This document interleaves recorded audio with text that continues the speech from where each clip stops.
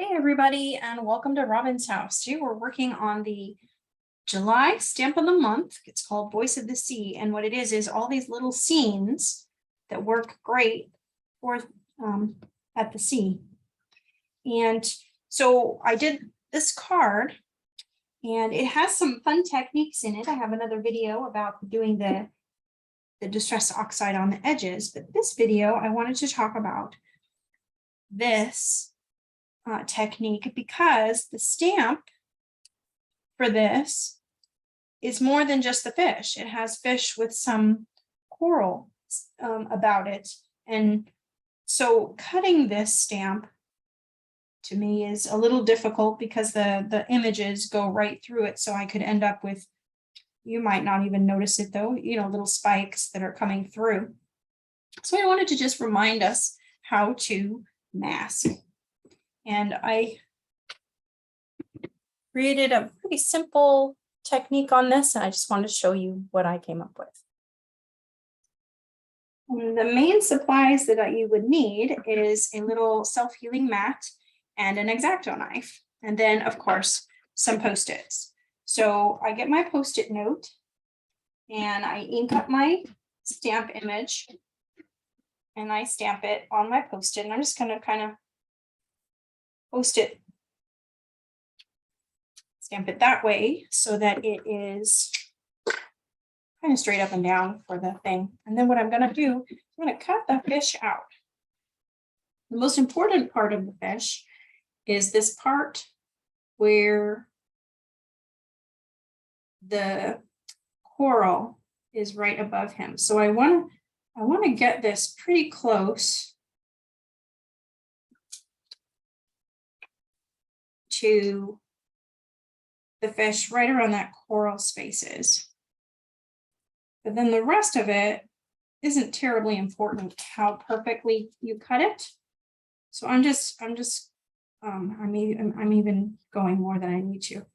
So you just need to keep yourself some reference points so you know where to stamp.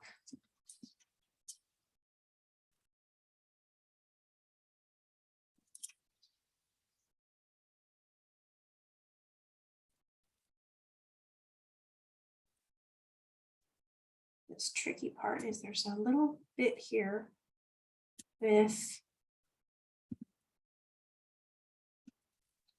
now it's not terribly important. The most difficult place that I found was right around his little mouth. I wanted to have a distinctive place where his little mouth is supposed to go, because that's a good place to line up where his face should be. So now what I have is a mask that I can use on my card.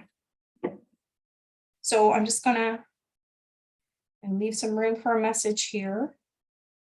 And I'm just going to take my stamp now. I know where it's supposed to go because I have this as well. Now I could line up his little mouth and his little tail, and in theory, the coral items. Stamp it down. There, I have a perfect little fish. And then I just need to have some fish swimming away.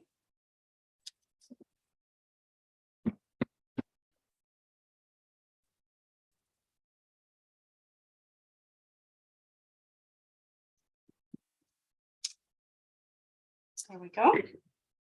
And a little fish swimming in. Maybe he's swimming down a little.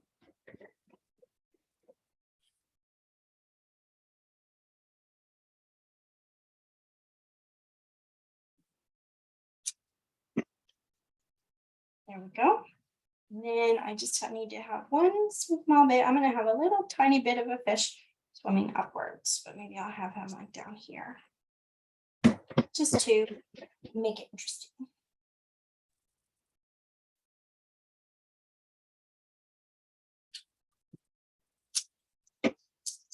Go. And I'm very good at almost getting his lips.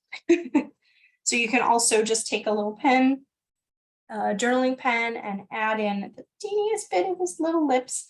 But that didn't take very long at all. and it was very easy. And then you just do another stamp, and like on this one, I did a second, I stamped again and cut it out just to get some dimension because this is a rather flat card.